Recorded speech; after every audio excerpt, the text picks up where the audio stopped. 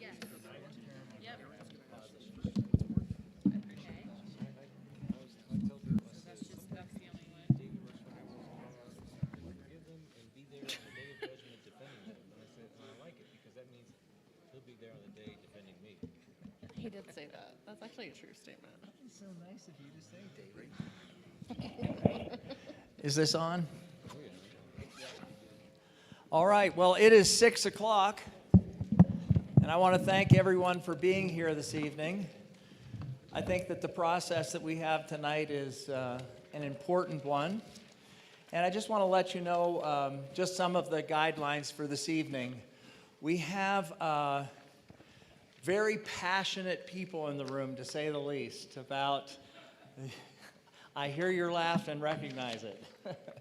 So I just ask that we all treat each other the way we would want to be treated, that we are respectful of each other, whether we agree with each other or not.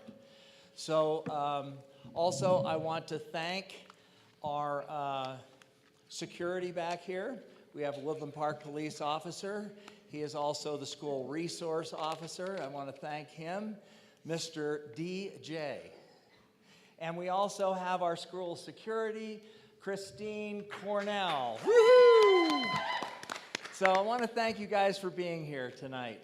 I know we have a lot of interest. I want to thank Nate for being here this evening as well, representing the teachers. So tonight, what we're going to do is I'm going to ask our chairman, Seth Bryant, if he will explain the process that our District Accountability Committee went through.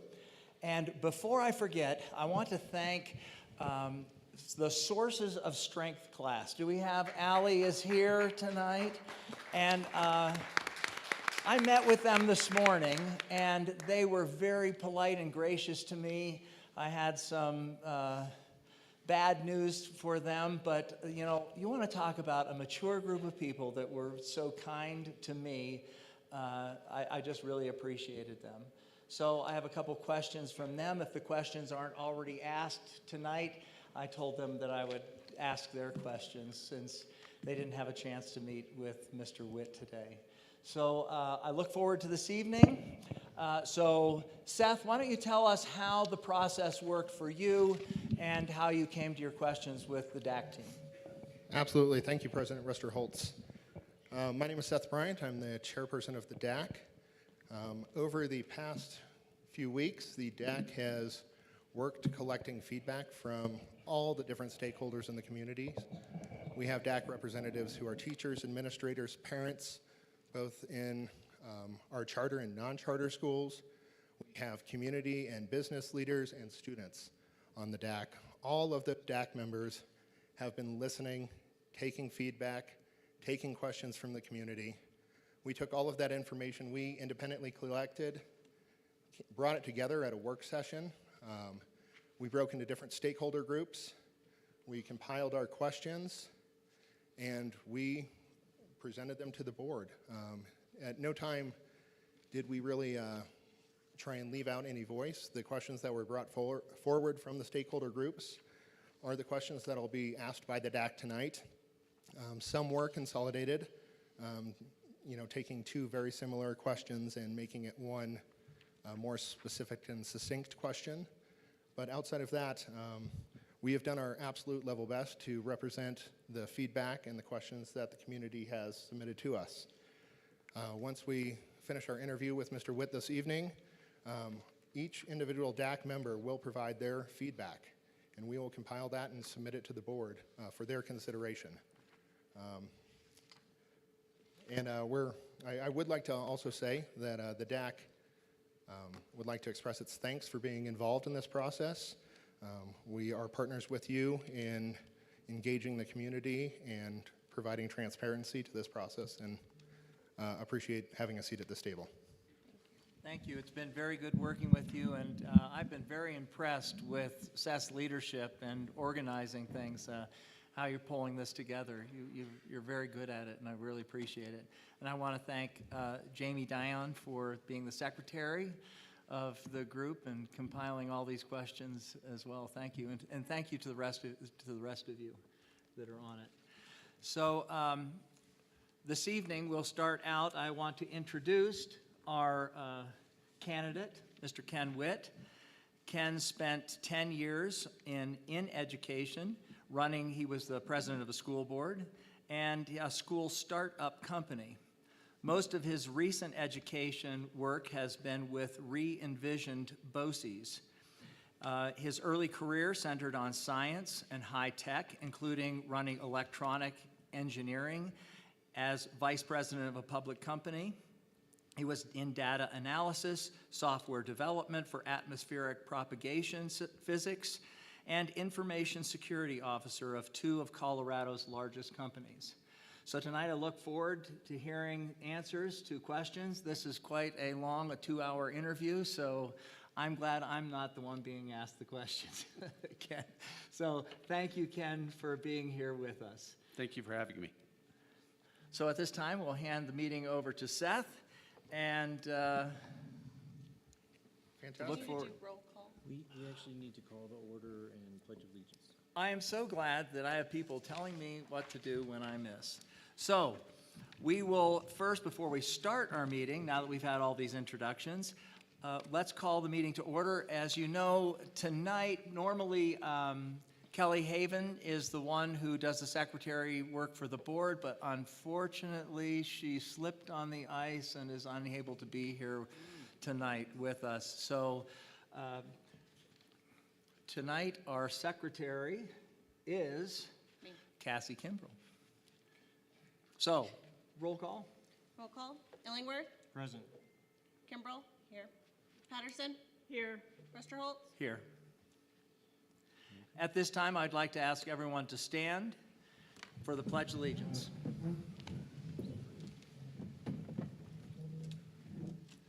I pledge allegiance to the flag of the United States of America and to the republic for which it stands, one nation, under God, indivisible, with liberty and justice for all.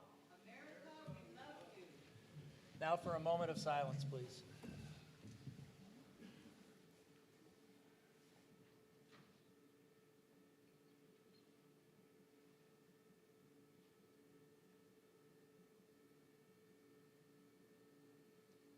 Thank you.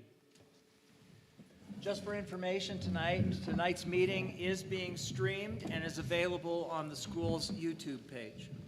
Is that, Lindsay, is that correct? All right. Now may I ask for a motion for approval of this evening's agenda? So moved. Second. Roll call. Illingworth. Aye. Kimbrell. Aye. Patterson. Aye. Westerholt. Aye. Now we will move on to the interim superintendent interview. And at this time, I'd like to hand the meeting over to Seth Bryant. Thank you very much. We have been asked to direct our questions in 4 different categories. Strengths we find important for our next superintendent to possess, the level of education we expect the next superintendent to have, life experiences that we are looking for in our next superintendent, and the goals that we have for our next superintendent. As I mentioned, we developed these questions as part of different stakeholder groups, and representatives from each one of the stakeholder groups that submitted that question will be asking it of Mr. Witt. Our first question will come from the parents under the category of strengths you find important for the next superintendent to possess, and our DAC member, Aaron Hellstrom, will be asking it. Good evening. Thank you for being here, Mr. Witt. My question for you is, if hired, what is your plan to increase staff retention and attract new teachers to the district? I'm going to interrupt real quick, just so that the people who are watching at home and everyone in the audience can hear. If you could just, everybody talk into their microphone so that everyone. Do you need me has to an repeat that opportunity. question? I think I got it. Increase staff retention. What else? And attract new teachers new to the district. Well, in my experience, people want to work where there's success, where there's a vision, where they feel like they're having an impact. One of the greatest ways to attract new talent is to be a place people want to work, to make people feel proud of what they're doing, to make people feel like that what they're doing matters, is valued, that the results are measured, and that they can show that they are doing an excellent job. I believe having a strong culture of success and recognition matters very much. But there's also an assumption in the question that I have to point out, and that is on the retention side. First, you have to determine if your retention is not high enough already. You said increase retention. I know you've had some teachers leave, but I don't know what the current retention situation is, and I'll have to evaluate that by listening and paying attention to who's here, why they're here. Excuse me, there's feedback and I can't hear his response to us. Yeah, the only way I could hear was through this. Can we take the mic gain down on all the other mics not active? Thank you. Sorry to interrupt. Oh, no worries. Quite honestly, in any high-performing organization, 100% retention is never the goal. Retaining the great and the good, and recruiting great, and making certain that those that aren't performing find better careers is also part of the goal.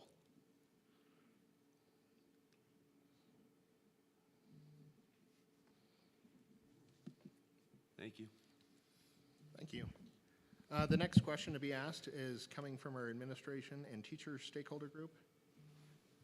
Yep, I'm going to ask that question because we don't have anybody in that group. But Ken, would you describe your philosophy on curriculum, instruction, and extracurricular activities?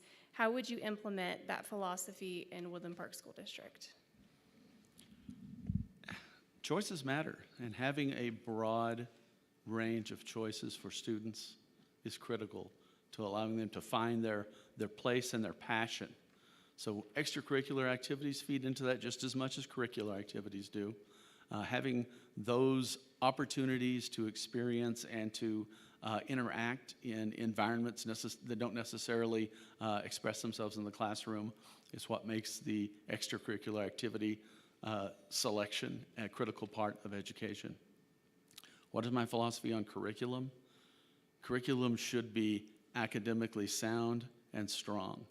How do you implement it?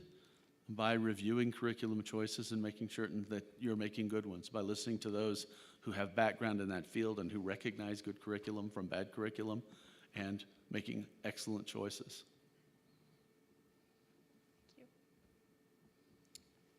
Thank you. The third question would be asked by Mr. Peckman from our charter stakeholder group. Firstly, welcome, Mr. Witt, to our community. My question is, what specific skills or tools would you use to collect feedback from the community in a scientific, unbiased manner, and how will you maximize engagement with all members of our rural community? There are a couple of pieces to that, so I'm going to try and break them out because I think there's several relevant elements in that question. Let's talk about reaching rural communities first. The organization I presently run oversees a significant student body, actually a larger student body than Woodland Park. We have programs, educational programs, full curriculum sets all over Colorado, including rural communities, including more isolated and smaller communities than Woodland Park. So I have direct, relevant, and significant experience in reaching rural communities with education solutions. On the point of scientific and unbiased, excellent question. People often don't like the answer, though, because there is no such thing as an unbiased survey. There are only unbiased polls. Statistical significance matters and random sampling matters if you actually want an unbiased result. So one of the things I have done in many organizations is shift from surveys to polls so that you can in fact get statistically unbiased feedback. Thank you.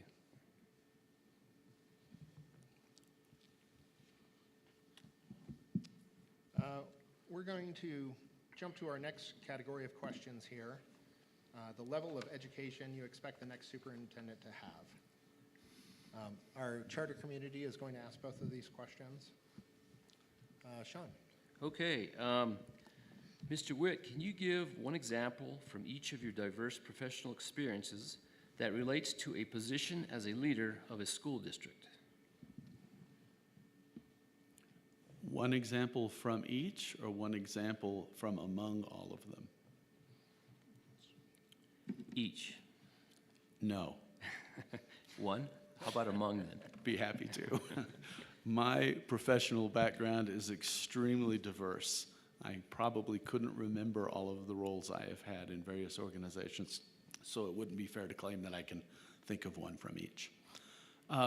Sure, I think probably the most relevant experience I've had in running, that pertains to running a school district, is that I run one now. We have over 5,000 students, we have a handful of schools, we have a tremendous number of enrichment programs all over the state, and we innovate in creative ways. But if you want to go back to speak to the diverse piece as well, I used to have a company that helped schools start up, charter schools figure out how to pull together the information that they needed and design their educational programs. I think that's very relevant.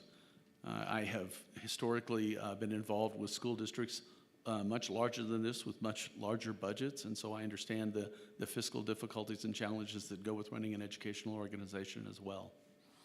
And then on the management side, in all fairness, I've run organizations that have personnel sizes this size and larger. I understand that to get the best out of people, you have to make them proud of what they do. You have to give them an opportunity to succeed, and you have to give them opportunities to excel and grow.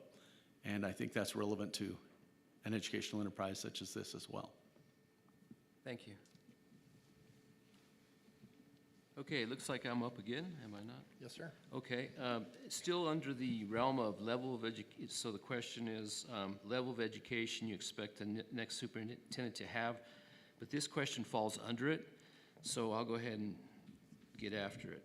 How do you manage accountability for employers and committees in a fiducial manner? Well, I'll answer the question directly. You asked fiducial. So that's important, right? Because governance has a direction. You elected a board that campaigned on specific promises and specific focus, and they set the tone. I serve at the will of that board, which means I have a fiduciary responsibility to your board. My employees have a fiduciary responsibility to me to execute the vision that we agree on and the strategy that we agree on. But we most critically have a fiduciary responsibility to the taxpayers and the parents and the community to make certain that we're delivering an excellent education. Often in a question like that, people are thinking of financial fiduciary responsibility, so I will ask if that was the intent of the question. It was not. Okay, excellent. Was that responsive? Yes, thank you. Mr. Bryant, may I ask a follow-up question to the first one that he just asked? Please, would you mind?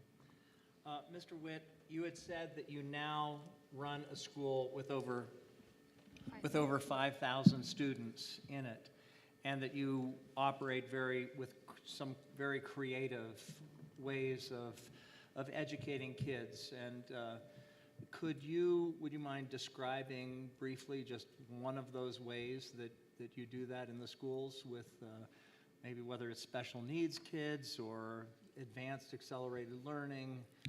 Absolutely. And just to be accurate, the student count is around 5,000, but that's around, I think it is 4630 something, just to be accurate in the student count. Some of the most unique schools that we have are, we have a high-performance high school where many of the teachers are college professors, and that school has really knocked it out of the park. We have a special needs school which focuses on students suffering from dyslexia, dysgraphia, and other learning challenges of that ilk, where a significant percentage of the instructors are licensed language therapists. We look to authorize the types of schools that are needed, where there's a clear community desire for them, and that have exceptional models that deserve operation. Thank you. Thank you very much. The next category of questions we're moving on to rotate around life experiences we are looking for in the next superintendent. I'll be asking a question on behalf of the parent stakeholders. What curriculum platforms do you have experience with? Do you have experience with a split curriculum platform environment where more than one platform is being used? And how about your experience implementing a new platform? So, full disclosure, to be very specific with the question, no, I don't have experience with a split platform curriculum management system. I have, over the years, purchased many, and selected many solutions, technical solutions for all kinds of business challenges, and that includes education. The first thing to know is that I'm not the best selector of everything, right? The people that are using it, who can explain the needs and the requirements, have to be part of that process. I may be the decision maker, but that doesn't mean I'm the selector. But having said that, we just went through an exercise of choosing a student information system, which I know what student information system you use here, but I found it a very educational, a very interesting exercise that we went through. We didn't pick the top two. We didn't pick from between the top two, as many school districts did. We looked at 5, we invited 3 in, and we chose 2 that were technological innovators at a much lower cost and a much higher feature set than the top 2 in the industry. So we're careful selectors as well. Thank you. Del, do you want to ask this one? Mr. Garrick, I believe you have the next one on behalf of teachers and administration. Great, thank you. Mr. Witt, can you describe a time you have led educational change that has led to positive results? Absolutely. Let's start with Merit Academy. We authorized a school in a district where there was a significant parent community that wanted that solution, and you have a very happy group of families that are in that school. We've also worked very hard in finding the right solution, the right type of educational fit in many other communities, or I'll say in other communities. I don't want to overspeak, but there's a handful of them. All with significant positive results. Sometimes that's change. Sometimes it's in a place where those who thought they already had the solution didn't really want another one. But change is hard, and change is almost always worthwhile if you have a clear vision and a clear understanding of why it's going to be better. Change for change's sake is never the point. On an academic front, I guess I would answer the question on a slightly different scale. We've taken a look at a number of state policies and looked at what is required. And so an example would be, as we look at state requirements around educational models, sometimes we push back a little and say, you know, it would be better if online students had the same access to homeschool enrichment that brick and mortar students do, and push back on that policy and found a solution for it with the CDE. So I think it's a very positive change, but it did require some work.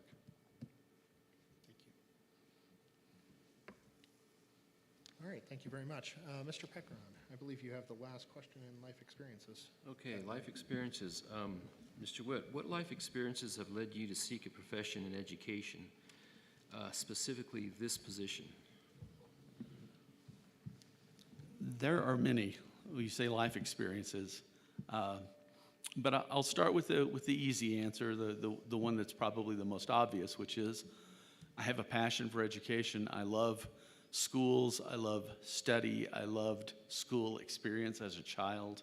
I loved school and study as an adult, and I enjoy teaching. So I've done many things across my career, but education has been the most rewarding. So that's the easy answer. But I'll give you a little history as well. I did not have a typical early school experience.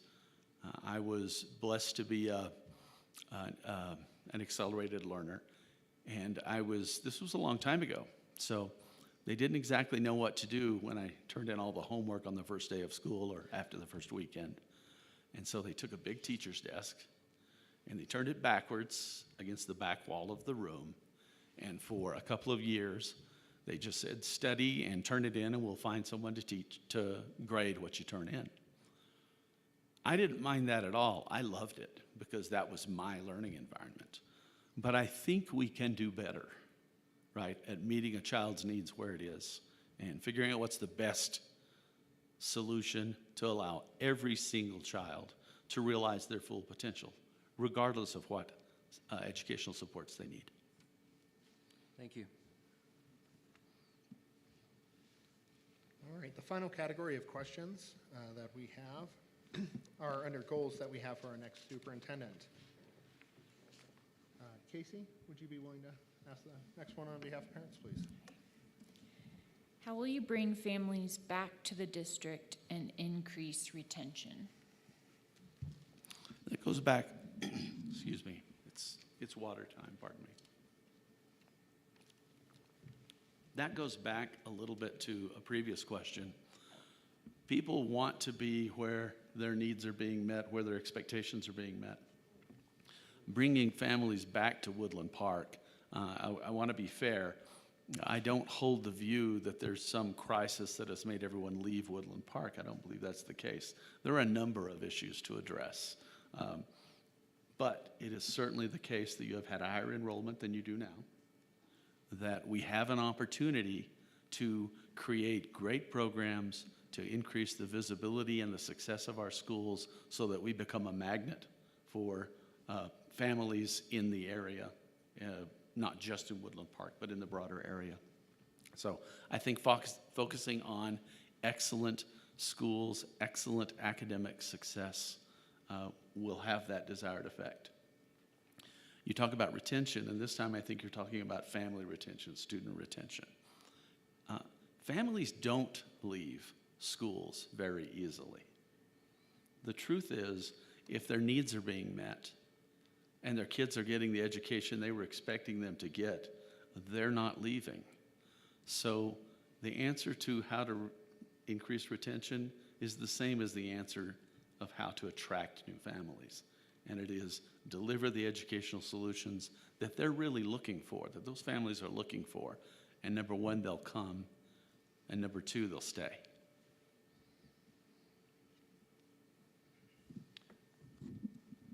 Mr. Hellstrom, if you would, please.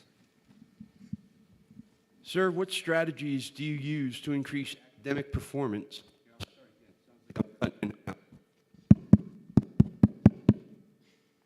Testing. What strategies do you use to increase academic performance, and how would you build on the current successes of our already established curriculum? Well, the first step in building on current successes is listening and understanding what you have in place, why you have it in place, how it works well, and recognizing where there's opportunities for improvement.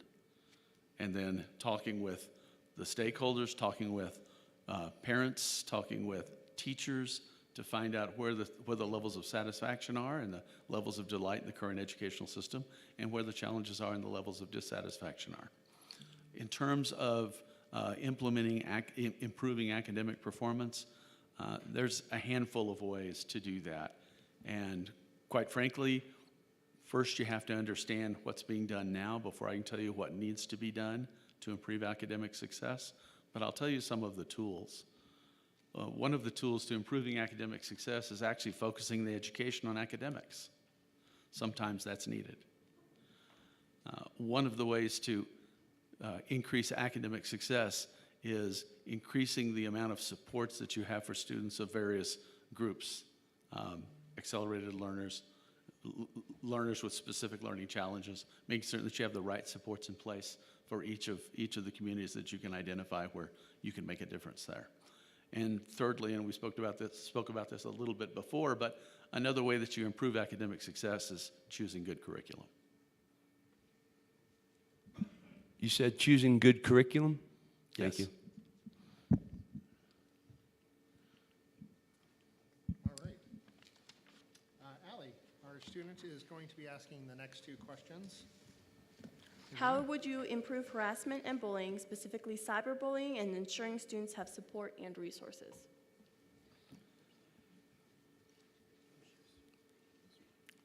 I guess there are several pieces to that. So let me try and hit each one. Cyberbullying. Number one, you will never keep kids from being able to be offensive when they choose to, right? If I can't put it on social media, I can write it down or I can yell it at you. So dealing with cyberbullying has two aspects to it. One is teaching kids how to cope.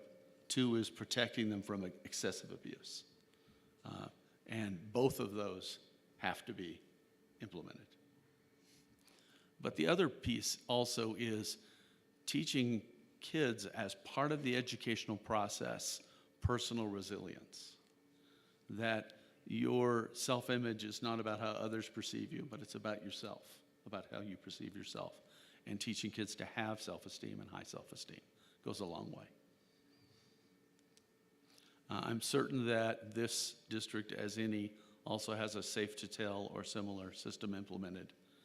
And making certain that students know about it, that it's rigorously implemented, could go a long way too, to give children a way to, and I shouldn't say children, students. We've got the whole age range here all the way up to adult. But giving students the confidence that where those issues exist, they know how to reach out and ask for help. All right, the next question is, how do you plan to handle controversial subjects and curriculum? I'm sorry, could you ask that one again? How would you plan to handle controversial subjects and curriculum? Well, in a word, with transparency. It's easy for educational enterprises to forget that they're not our kids. They're the parents' kids. Parents make choices on how they want their children reared, and we are not in a place to undermine them. So when there is something that is controversial, parents need to know about it. That's where the transparency comes in. We need to make certain that curriculum is available so that parents can understand what's being taught and respect their views on what's being taught.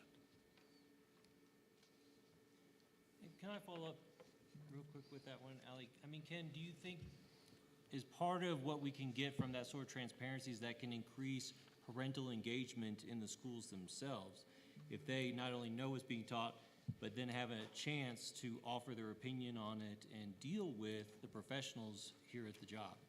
And perhaps ask for alternatives. Yeah. Yes, absolutely.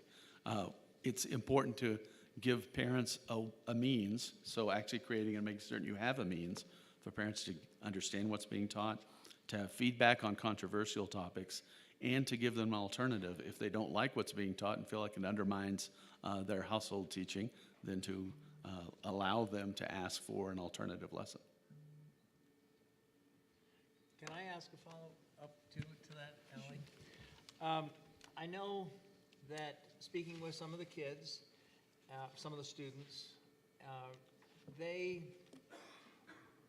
there is, as the students get older in the upper grades, they want, of course, like with my own kids, wanted to have more and more say in what they wanted to do and perhaps divergent from what the parents want.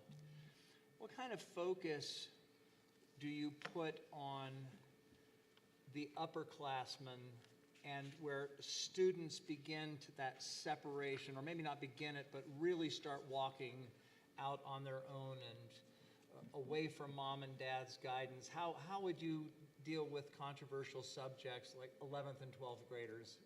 Did I make that clear as mud, the question? I think I'm tracking. Okay. Well, number one, high school certainly is a time of much broader experience and choices among experiences. And so kids are going to, at that point, they're not kids anymore, they're young adults or they're approaching adulthood, are going to want a broad selection of activities and opportunities. But nonetheless, there is a magic line here, and it's 18, at the point at which they are no longer subject to their parents' views entirely on education, and they can make their own choices. And prior to that, parents have a right to have some involvement in those choices.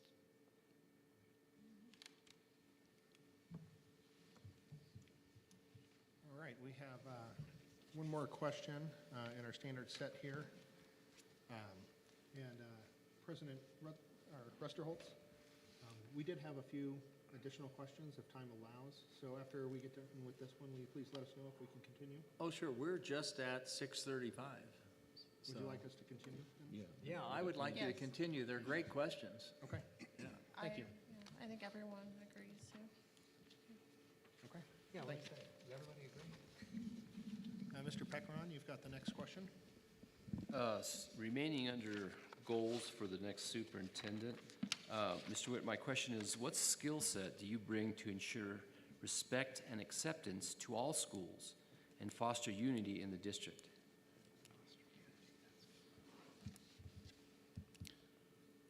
Well, perhaps an interesting experience in that regard is I used to run information security where I had to set up controls.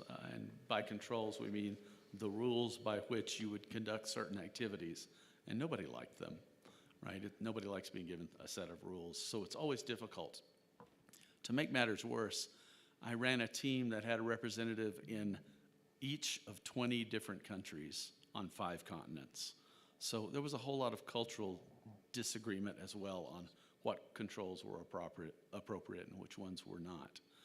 So I got a lot of experience in hearing everyone out, recognizing the differences that were genuinely related to the issue that we're trying to solve, and those that were actually more related to expectations and experiences of those groups, and to figure out what was a reasonable solution that met all of the expectations as closely as we could, but also to ensure that at the end we accomplished the goal. And that meant there's almost always someone out of 20 nations with their nose a little bit out of shape. I know how to work for consensus and how to hear the differences and work through them, but I also know how to get the end goal met, which means working through some resistance as well. Thank you. Casey, would you be able to answer the next one? We're going to circle back around to some strengths we find important for our next superintendent to have. How do you respond to professional failure or public criticism? Probably poorly. So the first part of that question is a little vague. Do you mean my professional failure, or do you mean professional failure of those that work with me? I'll answer both if you'd like. I'm going to go rogue here and say your own professional failure. Right. So we all have setbacks. We all wish we had done something differently. I am certainly no exception. I'm a fairly self-reflective person. I regularly do debriefs of projects that I have run. I regularly sit down with staff and say, okay, we just worked through this initiative. What did we not do so well so that we can do it better next time? What did we knock out of the park so we can replicate it next time? And sometimes projects just don't go the way you were expecting them to. Sometimes you encounter an obstacle that you didn't see coming, and it is a professional failure because you were supposed to have mapped it all out. But sometimes you just get surprised, and you have to be willing to ask yourself, was that my failure? Because sometimes it is. Sometimes it's, whoops, I didn't see that. I need to tell people, sorry, we missed that. We're going to figure it out. So being self-reflective, I think, is part of that, and being willing to work through the mistakes, not try to hide them, is also part of that.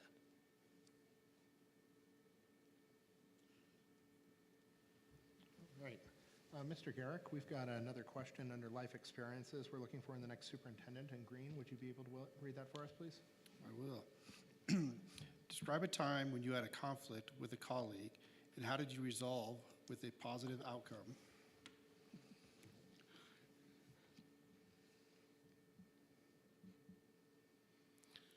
Well, there's certainly a nice long list of those over the years.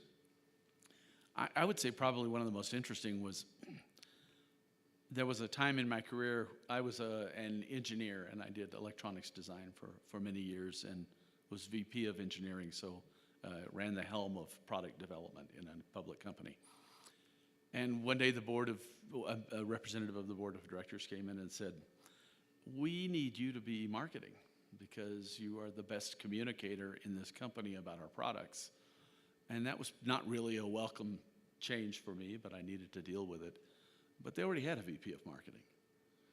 And rather than doing the right thing and replacing them, they said, "Go figure it out." So over 2 or 3 days, we literally went to loggerheads over what are your responsibilities going to be, what are my responsibilities going to be. They asked me in here because there's a problem to solve, so please don't say everything's fine. But it was extremely painful. There were a lot of hurt feelings for the first day and a half, and then after about a day of really honestly talking through the issues and what the problems were, we both left that company with deep mutual respect and a lot of collaboration on marketing enterprises. Thank you. Mr. Bates, would you be able to read our next question? Yes, sir. Yes, sir. Mr. Witt, what is your approach to behavioral issues in schools?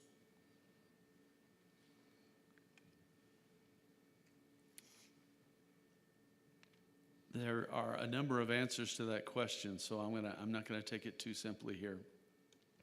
It depends on what the behavioral issue is. But the answer is there is a process, right?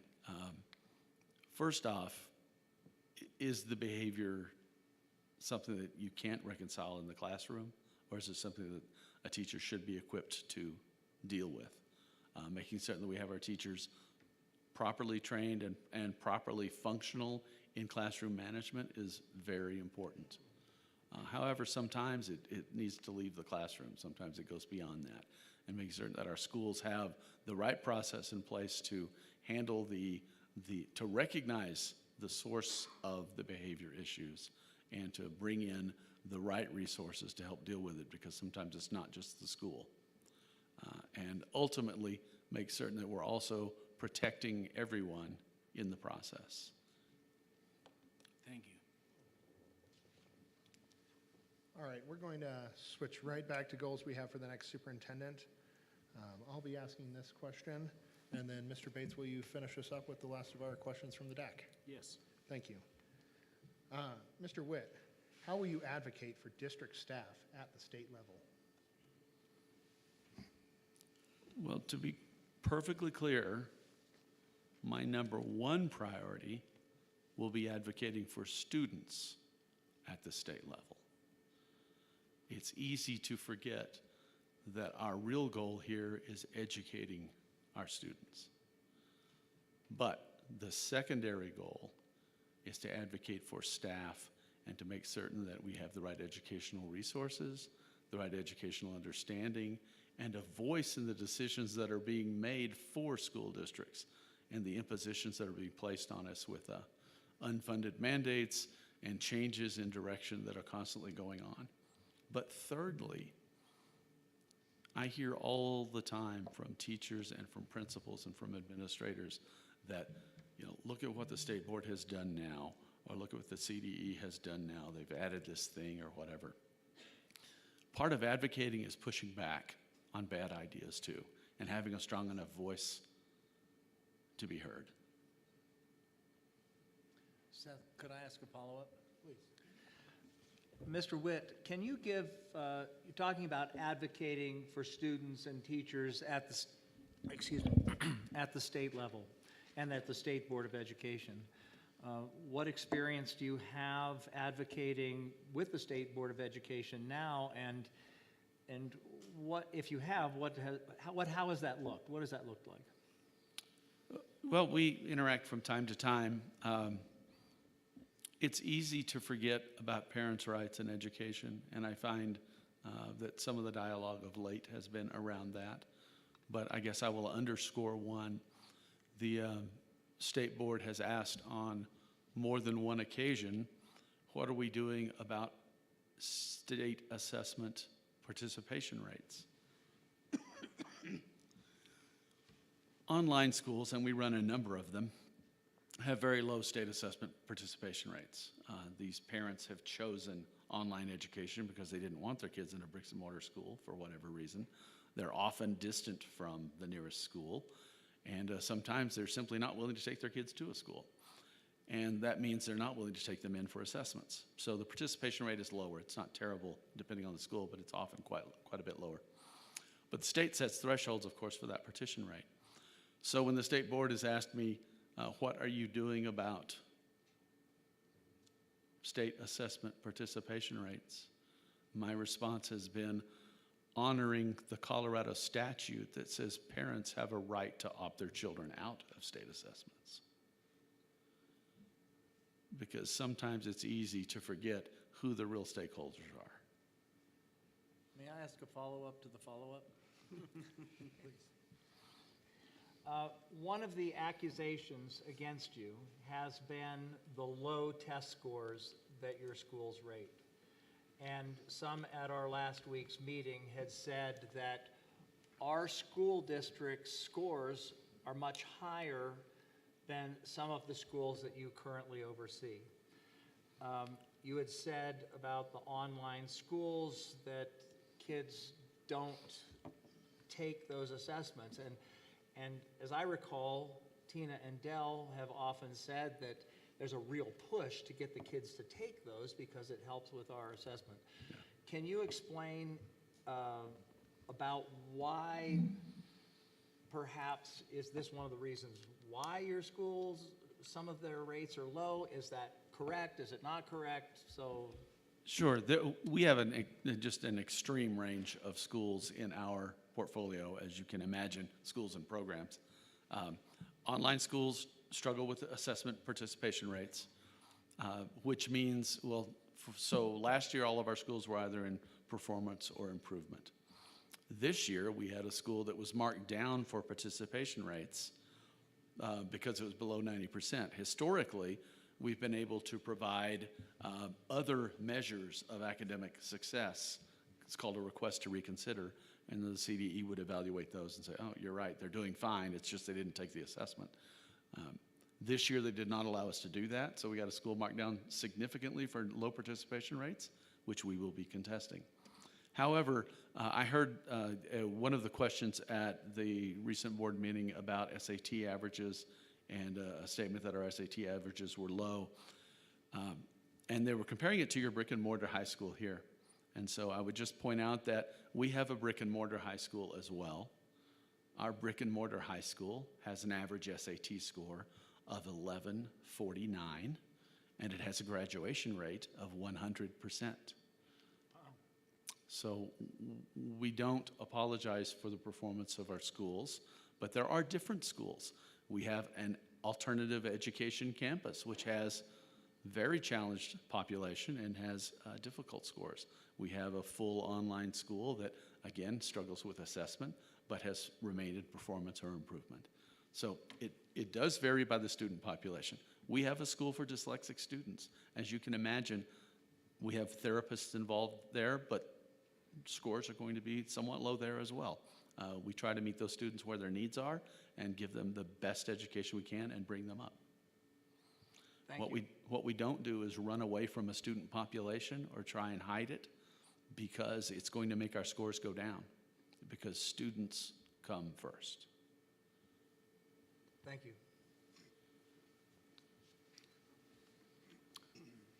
The final question, Mr. Witt, the final written question. What action plan do you have to ensure the district is financially prudent and transparent with the taxpayers?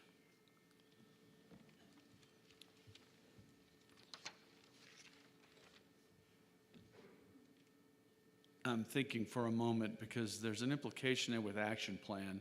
There's an implication that perhaps that's not the case now, and I'm not going to concede that because I don't know that.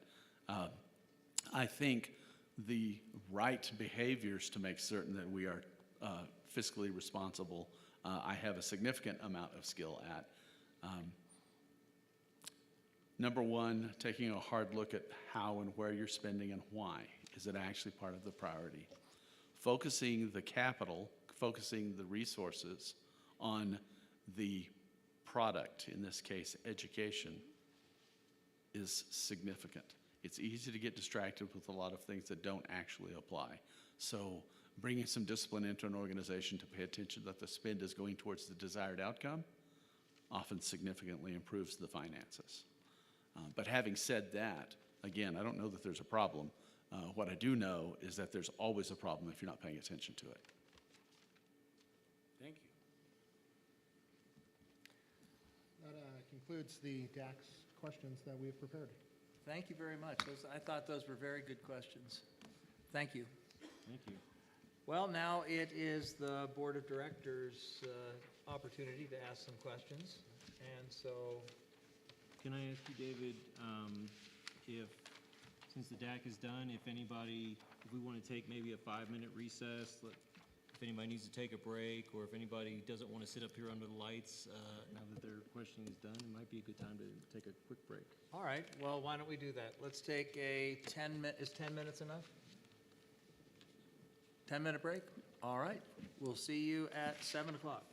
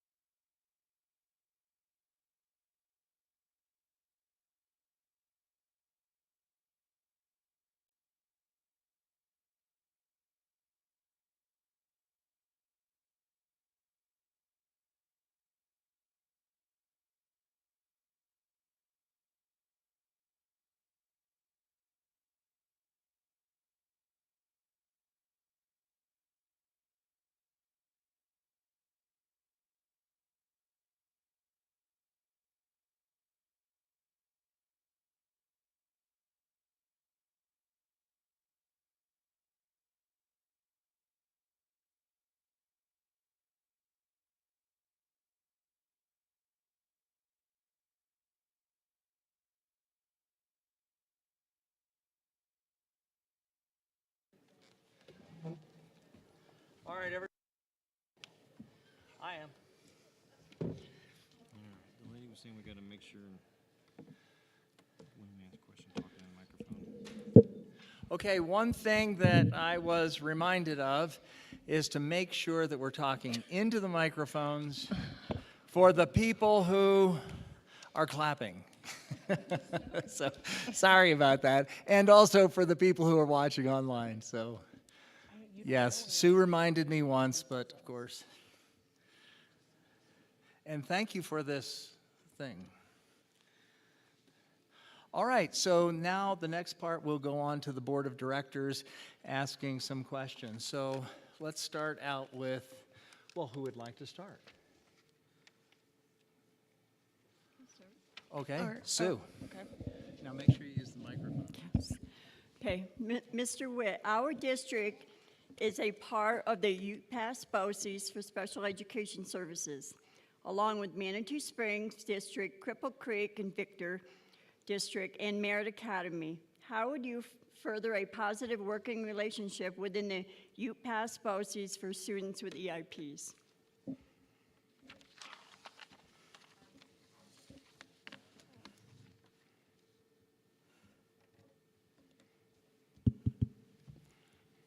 I believe it's Pikes Peak BOCES, or at least on my tour today, that's what they told me. So if I'm wrong, one of the two is, but either BOCES, whichever one it is, the answer is it's a strong working relationship here. It has to be. That is your provision of many special education expertise, of much special education expertise, and working with the BOCES to make certain that we have the right resource allocation is critical, and we will certainly continue to do that. I do run a BOCES now, but our BOCES doesn't focus on special education, but that does mean I do have some insight into the BOCES mechanics, if you will. Thank you. Cassie. Okay. Cassie. What, from your previous experiences, which I know you have many of them, so if you could choose one of your most challenging situations and how you were able to overcome some of those challenges. Well, I won't reuse the Vice President of Marketing story, although I believe it would directly apply. I thought about that as well, but I figured that you have many experiences and that you could think of something else to share with the No worries. audience. Thank you. No worries. Well, okay, sure. I'm not sure that this helps you as much as you would like, but it's probably one of the most challenging situations I ever found myself in. I was hired by an electronics company to do voice encoding when the industry was new. It was truly new. There were only a handful of people in the world who did the vocoding software. So this company called me and asked me to come interview with them, which I did. And they asked me, so what do you know about digital signal processing? And I told them nothing. And they took a long pause and said, so why are you here? And I said, because you called me. Why did you call? They said, because we're told you're incredible at this particular field of mathematics. And I said, well, that's probably an overstatement, but the truth is, I can be an expert in digital signal processing if that's what you're looking for, and I am very interested. That's why they told you to call me. So they said, well, this is an interesting interview. So you have, we'll put you on probation. We're going to hire you just because this is really interesting. You have 2 weeks. And so I had 2 weeks to learn this field thoroughly enough to actually get in there and go at it. I seriously considered whether or not I had made a mistake, right? And so it was a huge challenge because it was not a trivial undertaking. But for 2 weeks, all I did was read and study and work problems and figure it out. And when I showed up, I met the challenge. But it was a completely new enterprise for me. It was a huge obstacle, but quite honestly, I thoroughly enjoyed it. Thank you. Mr. Illingworth.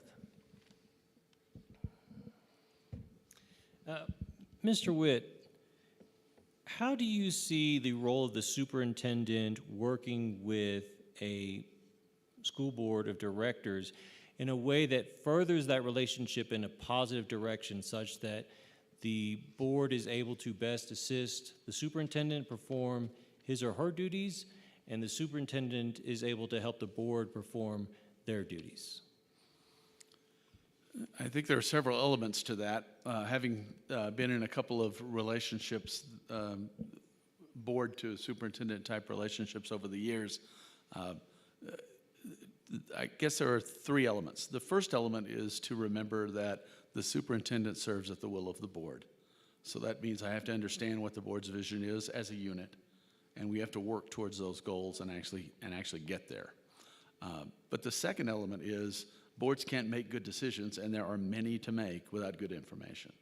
So developing not just a transparency, but an experienced, relevant information exchange is critical to being able to do that.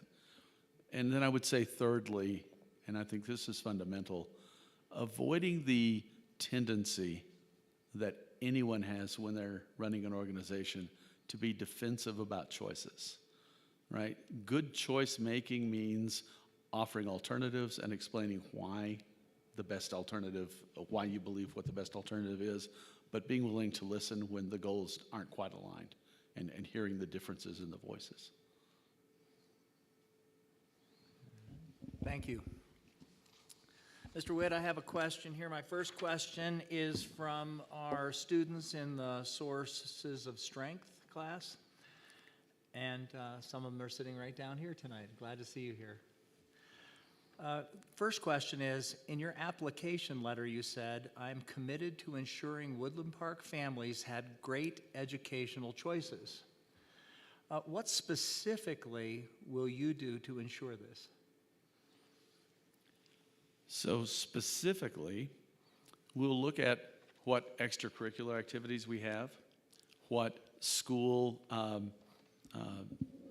lines, pathways, I guess is what you normally call them, what school pathways we have, CTE choices, career and technical education choices, college-bound choices, interactions with local universities, concurrent enrollment, dual enrollment, as well as AP, but to make certain that we have a very broad range of choices for education, to make certain that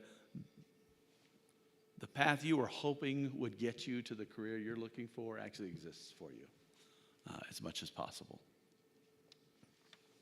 Thank you.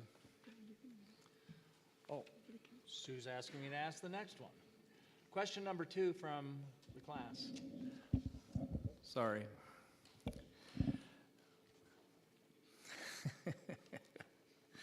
During your time with other schools, how did you communicate with students in a way that was productive to their learning success? And how did you go about gathering and considering their input in a way that was healthy for that, especially the students, that they would feel that it was a healthy way of communicating? Well, it's really important to understand that the superintendent doesn't run the individual schools. We make larger scale decisions, but a strong school has a strong leader and has a communication pipeline that makes certain that student voices can be heard up. It would be a mistake for me to try and talk to every student in Woodland Park and then try to decide what every principal should be doing. And I won't make that mistake. But having said that, to ensure that we have good student groups and that you have a chance to have your voices heard and to find themes and concerns and particularly gaps where you believe things are missing is very important. And the ways we do that are we ask for parent surveys and the results of parent surveys and family surveys. We ask for student surveys from our schools. And depending on the nature of the school, those activities can look differently. I have one more here that Sue's urging me to ask. So students want to feel valued in terms of their voice.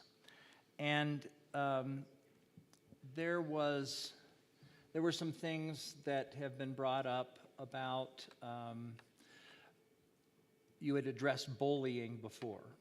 So is there, and another thing that they want to know is, how will they feel valued and not bullied by your approach or style of leadership?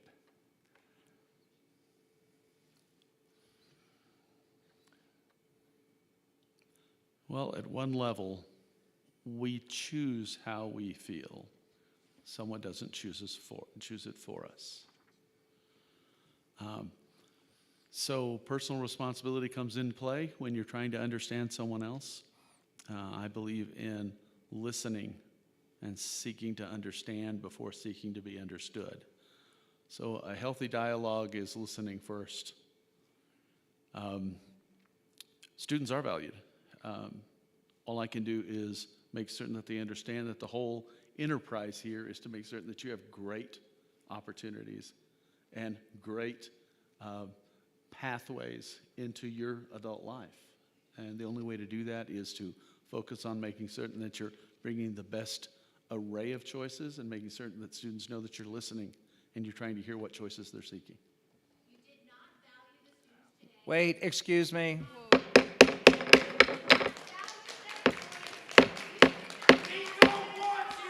All right, can you,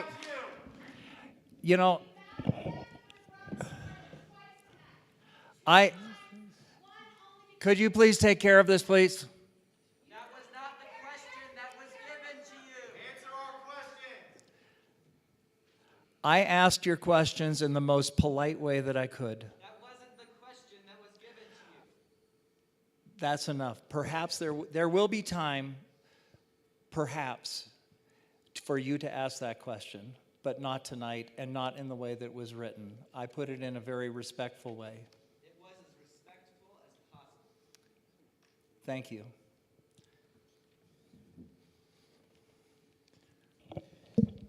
Ken, you said you were talking earlier about surveys versus polls, and I just heard you mention using surveys again. So can you explain a little bit about the challenges you have seen with surveys and how they can possibly, I guess you've found difficulty in your experience to do it in a completely unbiased way. What do you mean when you say surveys versus polls, and why one over the other? Absolutely, happy to elaborate on that. I don't want to get too technical, and I didn't mean to make it too technical, but the point is, anytime you invite a population, any subpopulation in a group, to voluntarily respond to something, you get a highly biased response, because those that are most motivated to evoke response by their group will have a louder voice and will have a disproportionate weight in that survey. So surveys, open invitation surveys are always highly biased. They're never unbiased. Scientifically, when you do any kind of experiment where you actually want to get to the factual answer, you poll, you sample, and not just sample, you randomly sample. So when Gallup poll tries to get an answer about elections or something like that, they don't invite people to call in and express their views of who they want to vote. They randomly sample from the population that they're trying to understand. There's a 95% confidence interval achieved by 30 individual random samples in a population, if you have a mathematics background, but they have to be random. So that's the difference between polling and surveying. Surveying, you ask people to respond. A poll, you reach out and ask individuals to respond in a randomly sampled manner. You can't always do that, but when you want it to be unbiased, you have to do that. Thank you. All right, I have a question. What is your experience with getting parents engaged and involved if they aren't today? There's, I guess, a couple of directions there. I'll try to handle both of them. Number one, you can't force anyone to do anything. So you will always have a parent community, a subset, that are not going to be engaged. However, you can greatly increase the engagement level by reaching out instead of just asking them to reach out, by meeting them where you can, by creating communication channels that meet them where they are as much as possible. But nonetheless, you have to deal with the fact that you can improve engagement. It'll never be perfect, and you still have to make decisions. Thank you.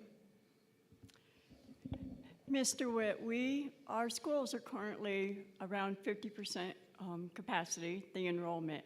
Do you see that as our glass half empty or half full? It's absolutely a glass half full. It creates lots of opportunity to do new and creative things. And back to the listening first, have to look at the situation, have to look at where the commonalities are, where the shared resources might exist, where they don't, where unique resources are required, and spend some time listening to the opportunities. But it certainly creates opportunity to do new things. And in my experience, real improvement, real progress only occurs when you try some new things. Thank you.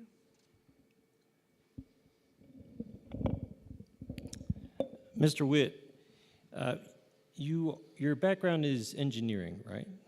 True. And I understand that you've also worked in cybersecurity? For an extended period, a fairly extensive period, yes. So what led you to get involved in school district administration in the first place? I've always naturally been a teacher. I've never professionally been a teacher, but I've had some very interesting experiences throughout my life. I tutor constantly. I've always tutored constantly. And quite honestly, even from a very young age, teaching was something that I cared a lot about. I actually taught my high school calculus class when the teacher turned up ill for a month because the school concluded I was the best qualified to do so. It was an interesting time as a youth. I used to tutor graduate mathematics as an undergraduate.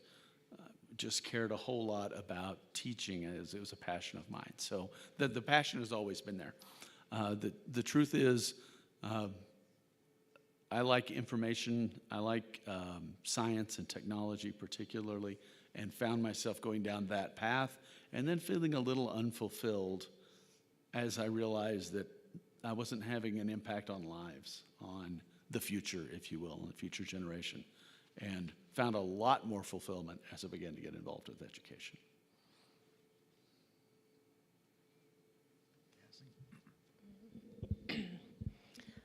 All right, this is a question that's been asked to me a lot of times, so I wanted to go ahead and ask it tonight. If we hire you for our new interim superintendent, what will be the first thing you would do?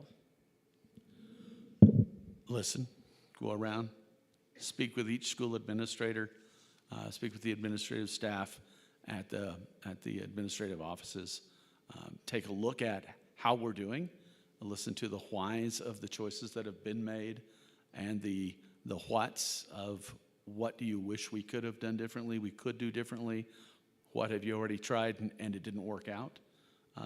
You start by listening, and then you begin to formulate plans. Thank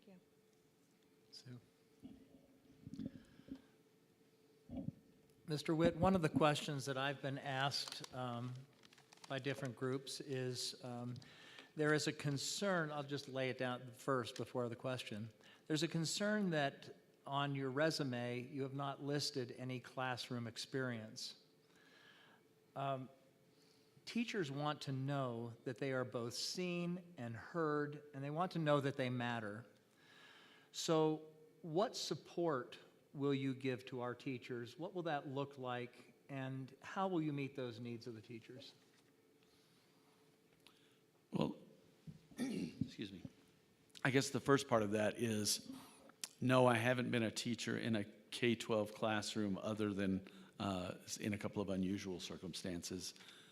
But as a business leader, you're not the lawyer, you're not the CPA, you're not many of the things that you still have to get done. You don't design the widgets, you don't build the product. In education, you don't get to be the teacher at some point. You don't get to be the principals. You don't get to be the counselors. but you still have to understand those roles and the importance of what's going on there and the supports that they need to succeed. You can't run an organization without understanding what it takes to succeed in each of those capacities. The number one mission of education is teaching students. And so the number one focus has to be on what do teachers tell you it takes to succeed. And that's exactly what we'll try to understand. Thank you. I don't have anything further. Cassie? Does Sue have anything else? Dave? I don't have anything. You go. Okay. You've answered a couple of the questions about bringing family back to the district, about that creating opportunities that we would be, because of the opportunities, you said that we would draw them back, as a magnet would draw people back to our community. Can you give some specifics, if you can, as much as you know Woodland Park School District, how would you go about delivering those educational opportunities that those families are looking for? Both our current and perhaps what will you do to draw people up the hill? Well, I guess there are a couple of elements that are almost certainly appropriate, although, again, you've got to figure out first what's there before you start talking about what's needed. And I'll be careful there because, again, you start by listening, not by thinking you know what the answers are. But having said that, there are some common themes. One is differentiation. Parents want to find the right fit for their child. No two children are the same. As a father of 4, I went through a year where I had 3 children in high school and not one of them in the same high school, because each one needed a different learning environment. One went to a medical careers high school that was a magnet school that would have just killed one of my other kids. The other one went to a neighborhood school where they knew everyone, they were socially comfortable there and got a good education. Another one went to a Christian school because that's where they wanted to be. Parents need to be able to find the best fit for their child. And that means all schools can't be cookie cutter. They can't all look just the same. There need to be good choices, good program choices, good technology pathways, good career and technical pathways, choices among them so that parents can make good choices for every child, for each child, not for all children at once. Anyone else? To follow up from your question, President Ruster-Holtz, another question I received from the community was, what do you think the value is of extracurricular programs in the school district? I think they're very valuable. I belonged to the Spanish club and the chess club and the math club when I was in high school. I'm sure everyone here hopefully had some opportunity to do something extracurricular. And quite honestly, it is central to giving students, particularly students that are beginning to think about what life looks like after high school, giving them opportunity to get involved in things that they think they care about so they can discover whether or not it's really their passion. Classrooms do not give you enough of that. There have to be other exposures, and I think public school can help with that. Thank you. Sue? Dave? I have another one. Here's a difficult one. It's a difficult one for me as well because I have not experienced anything like this before either. Our school community and our community have a real rift in it right now. There's a lot of division, both in our class, in our schools. There's a lot of fear from teachers, from students. And I think that with our board of directors, it has really brought it to the surface and revealed this division. I hate division. I love unity even if we disagree, like this morning, meeting with the students, a very respectful group. We disagree, but boy, do I like these kids. They are good kids, they're smart kids, they're motivated. Do you have any ideas of how, going forward, we can work to bring this community, this school community that we have, back together? Yes, I think the number one way of creating unity is creating some clarity. What causes a lot of friction is fear. People are afraid of what the outcome might be. They're afraid of how things might go. They don't think that their particular interest is going to be served, but someone else's is, right? Those are the two kinds of divisive forces. Well, you can't change the fact that we need to do our best for students because that's our mission. That means having excellent programs. That means looking at where improvements can be made. That means focusing on not just making everyone happy with the way things are, but asking how they might be better. And change is hard, and change brings friction. But if you sit down and communicate thoroughly, if you make people understand by giving them an opportunity to hear the reasoning of where you're going and why you're going there, and what improvements can be made, and why you believe those improvements require these changes, then you have the best chance of having a confidence level, the best confidence level you're going to get in where you're headed. You will never have complete unity. You're never going to have no one complaining. But you can certainly make huge strides by trying to be as transparent as possible in what you're doing. Thank you. Sue or anyone else? Well, I have at least two more. You go ahead. Okay. Currently, approximately 38 to 40% of our students go on to higher education, to college. And we have a wonderful college program that kids are currently involved in here. It's just a partnership with the local college. We have a lot of kids who don't ever take that career pathway. Here at the school, we have a wonderful welding program that is very, very popular. We did have a culinary program that we need to fill with leadership in it. So my question to you is, a lot of parents and students, parents want their kids to be able to have those opportunities that are outside of higher education. Students are really desirous of that. Tell me some examples of how you would like to move forward with what the parents and the kids want in regard to this. Well, I do believe strongly in the career and technical education pathways, those pathways that aren't necessarily college-bound students.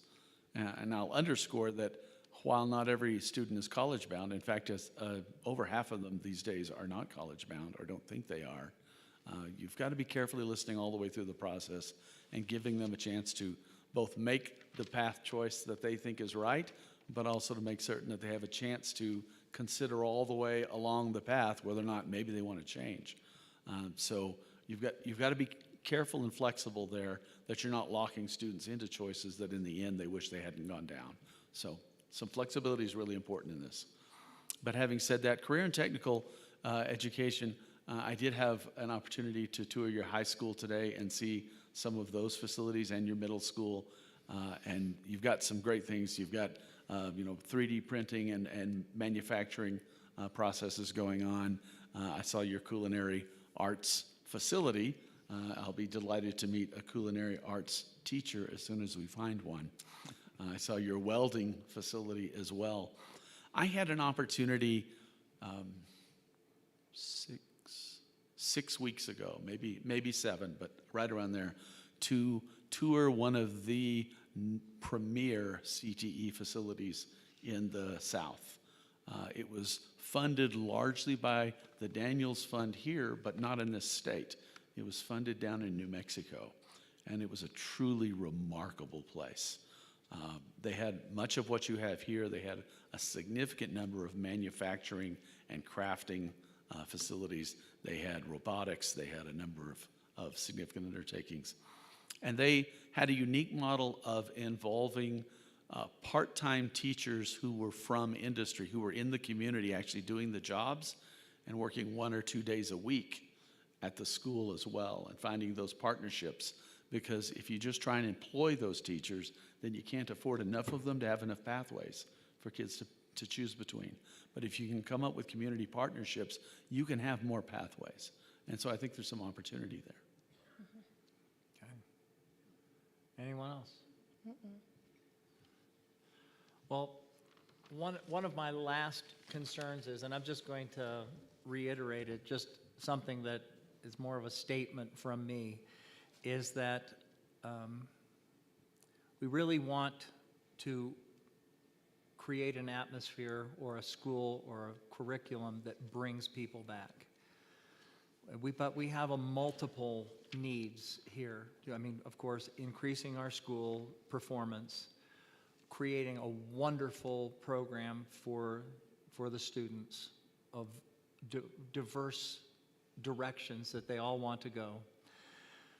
My biggest concern, and I know you've already addressed this, is what do we all do? I know it's not all on you, it's not on the school board. As a huge school WPSD family, how do we bring, and I ask all of us out here, how do we bring this fractured family back together? We have so many different ideas. I know we've talked about some different things too last Wednesday, and I appreciate what you had to say, Jacob. That was very good. So we all need to work together to bring this fracture back. And I just want to say to you, to me and to many people here, that's something we really need to work towards. And what you said before is fear. How do we overcome that fear? So, but anyway, thank you very much. From me, I want to thank you so much for taking the time to come and interview with us. Is there any closing statement that any of the other directors would like to make? I just want to say thank you to the DAC and for being here as well. Thank you to Ken Witt for coming for this interview, and thank you for the audience. I really appreciated your answers for surveys and polls. I thought it was really interesting because there was a survey that went out where we interviewed or surveyed the parents. And I'm sitting up here, and I'm a parent, and I did not get interviewed. And I wondered how many other parents in our community that feel like me that did not get interviewed for our district. And so I really appreciate your answer tonight for that. Thank you. And just on a personal note, thank you all so much. I know this is a huge investment of time. It is certainly worth it, but I deeply respect and admire and appreciate the way the school district has shown me around and introduced me, given me great input and thoughts, and a very thoughtful and thorough interview process, and I appreciate it. I want to thank you for coming to speak with the community tonight, Mr. Witt. I'll say as a parent who has 4 children attending schools in the district, I understand very strongly what you went through in terms of talking about your kids going to different schools and addressing each child's need. That's something that every parent is going to recognize. And I hope that if you do end up joining the district, you'll continue to keep our kids first and keep their parents in mind in terms of making sure that parents stay involved in the education of their children and consequently involved in the governance of their school district and making sure that a public school district truly represents the public. So I hope that you always keep that in mind if you're so fortunate to join us up here in beautiful Woodland Park and our surrounding communities. I want to thank the DAC. Really, they can't be thanked enough. Mr. Bryant and the entire team here. Not everybody could make it tonight, but when we decided to do this, it was not the process that had been done before. There had been various different committees, and nobody was ever all together all at once, and it couldn't be truly public that way. And that was the challenge we put out to the DAC right after you guys came on board. And I have to say, I was there for the DAC when they were working together in their groups to form their questions, and they worked diligently. And the end result was something that we could only have hoped for when the DAC came together, which was to truly get diverse viewpoints, to get true community representation. Everybody on the DAC is a member of our community, is a parent in school or an employee in the school district, including representation from our charter school for the first time. And I think you guys did a fantastic job. Thank you so much for your commitment, your time, and your absolute dedication to serving the people of this community. Thank you very much.